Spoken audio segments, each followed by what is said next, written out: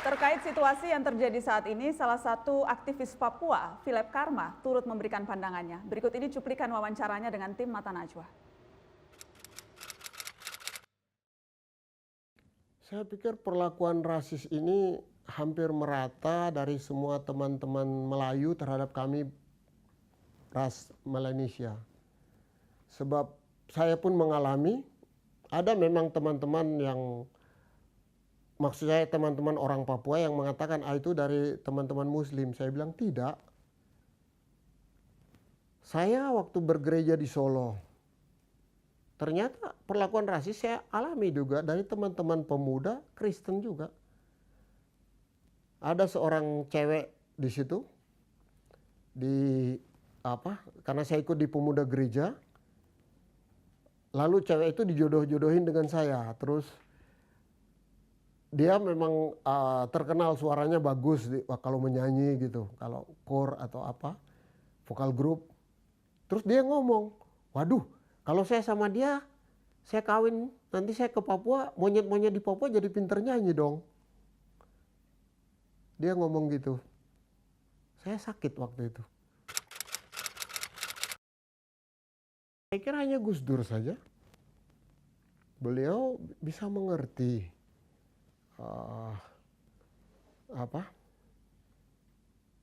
apa yang bangsa Papua inginkan, sehingga beliau membuka peluang-peluang itu untuk kami. Gus Dur lah mengembalikan identitas kami sebagai bangsa Papua. Bisa berdialog dengan orang Papua.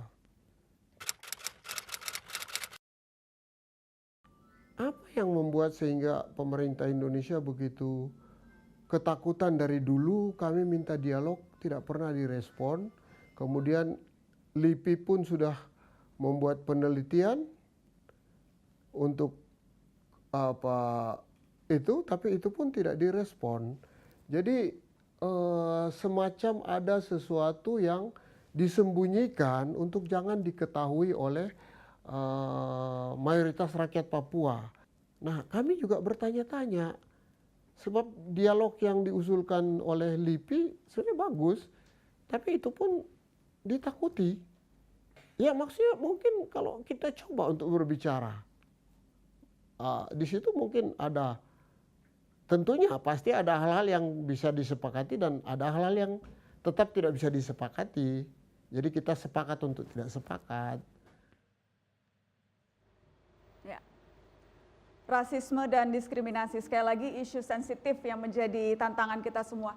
Mungkin memang tidak nyaman dibicarakan karena menyentuh hal yang paling dasar dari diri kita sebagai manusia, tapi rasanya memang justru hal-hal seperti ini yang perlu dibuat terang, diangkat ke permukaan supaya bisa kita cari solusinya sama-sama. Dan itu yang berusaha dilakukan Mata Najwa malam ini, membuat ini menjadi terang walaupun mungkin rasanya terlalu sensitif untuk dibicarakan. Tapi inilah yang harus kita hadapi. Tanggapan Anda, Pak? Tadi Anda mau melanjutkan, Pak Lenis. Ya, jadi yang contoh yang saya sampaikan yang tadi, itu sekarang Presiden sudah semua persoalannya beliau sudah tahu.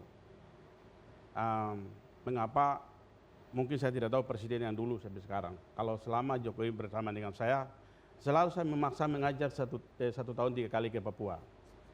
Di pedalaman pun aparat bilang di situ ada daerah-daerah konflik dan sangat bahaya, tapi selalu dengan saya tidak pernah takut, kecuali Tuhan. Jokowi selalu masuk di pedalaman-pedalaman. Tujuannya adalah persoalan yang tadi mau satu persatu kita mengejar melawan kemiskinan yang tadi. Itu kita bisa sampai ke pedalaman, ke Papua, sampai sekarang berjalan, baru 5 tahun kemarin. Nah, 5 tahun ke depan ini kami sama Presiden, Pak Gubernur, terima kasih suaranya hampir 90%. Nah, Presiden punya keinginan untuk Papua akan terfokus lagi, akan bangun lebih apapun diinginkan. Jadi persoalan-persoalan ini saya sudah menabung semua, nanti 2019 ke atas akan perbaiki. Nanti dalam waktu dekat akan rapat. Jadi harapan saya ke depan ini bukan lagi kita orang Papua, bukan lagi terbelakang, tapi nanti akan jadi terdepan. Pendekatan pendekatan ekonomi, pendekatan infrastruktur itu yang kemudian memang kita lihat nyata dilakukan oleh pemerintahan Jokowi 5 tahun terakhir.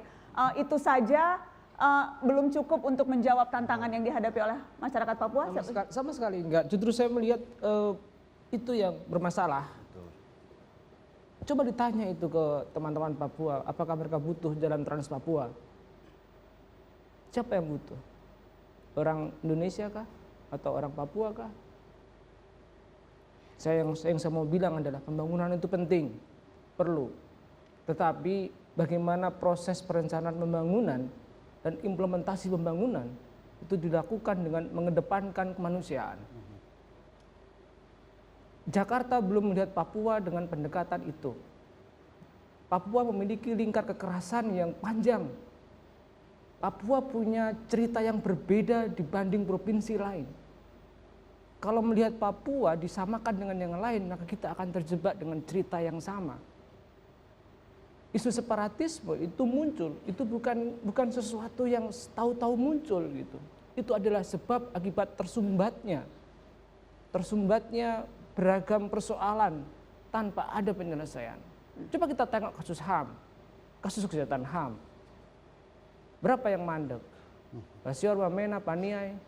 Besok kita akan lihat apa itu yang akan dilakukan oleh Jakarta terhadap penyelesaian krisis kemanusiaan. Diduga ada ribuan orang di Wamena mengungsi. Apa yang dilakukan oleh Jakarta? Yang dikirim tentara. Orang Papua butuh guru, bukan butuh senjata. Orang Papua butuh ilmu, bukan butuh dicaci. Gitu. Itu yang penting gitu loh. Okay. Coba kita cek dalam hasil pembangunan Human Development Index di Papua. Orang Papua asli HDI-nya rendah. Orang non Papua yang datang ke Papua HDI-nya meningkat. Artinya siapa yang bisa menikmati triliunan rupiah dari dana otsus? Bukan orang Papua. Itu fakta gitu. Jadi, saya mau lempar ke Pak Gubernur, bagaimana? Orang Papua butuh kehidupan. Betul. Bukan pembangunan. Ya. Kehidupan. Butuh kemanusiaan gitu. Dan apakah pendekatan infrastruktur seperti tadi contohnya yang sudah dilakukan itu belum menjawab persoalan real? Itu bukan orang Papua. Orang Papua tidak pernah lewat jalan yang dibangun. Mereka tidak punya apa-apa. Mereka perlu kehidupan. Ya nggak usah kita pakai ukuran repot-repot. Coba lihat Human Development Index sebagai ukuran yang paling standar. Itu peristiwa kemarin membuktikan kenapa di Manokwari umpama. Kenapa itu sentra-sentra ekonomi dan kantor-kantor pemerintahan yang dirusak. Tidak ada rumah yang dirusak. Meskipun itu rumah non-Papua, tidak dirusak. Tetapi sentra-sentra ekonomi dan kantor-kantor pemerintahan. Itu melambang atau memberikan simbol-simbol kekuasaan. Orang Papua tidak sampai di situ. Kesenjangan ini yang membuat orang Papua melihat itu sebagai musuh. Pendekatan lain harus dilakukan, bukan hanya pendekatan kesejahteraan atau pendekatan ekonomi dan pendekatan pembangunan. Tetapi orang Papua juga butuh kejelasan sejarah. Sejarah politiknya harus dijelaskan oleh pemerintah ini. Sejarah kemanusiaannya harus dijelaskan, harus ada dialog tentang itu. Kasus Nduga bersama dengan kasus Sentani, banjir bandang. Orang Papua mengumpulkan dengan sukarela mengumpulkan bantuan. Kasus Sentani lebih cepat daripada kasus Nduga. Kenapa demikian? Kasus Nduga itu juga kasus kemanusiaan, tapi orang susah sekali memberikan bantuan kemanusiaan kepada kasus Nduga. Tapi kasus Sentani dalam waktu 2 hari barang karena apa terkumpul. itu Pak Yusuf? Ada stigma lain? Karena stigma lain. Stigma terhadap kasus Nduga itu dilihat dari kacamata politik. Padahal peristiwanya sama-sama peristiwa kemanusiaan. Kemanusiaan gitu. Orang mati sama-sama. Tetapi yang dilihat dengan cara pandang yang berbeda. Karena itu pendekatan-pendekatan ini perlu didorong oleh pemerintah. Okay. Pendekatan kemanusiaan, pendekatan hak asasi manusia, pendekatan politik itu harus didorong. Oke, dan itu yang akan kita coba mulai bicarakan setelah pariwara. Pendekatan-pendekatan apa yang bisa terus kita solusikan sama-sama setelah pariwara. Jangan kemana-mana, tetap di Makan Aja.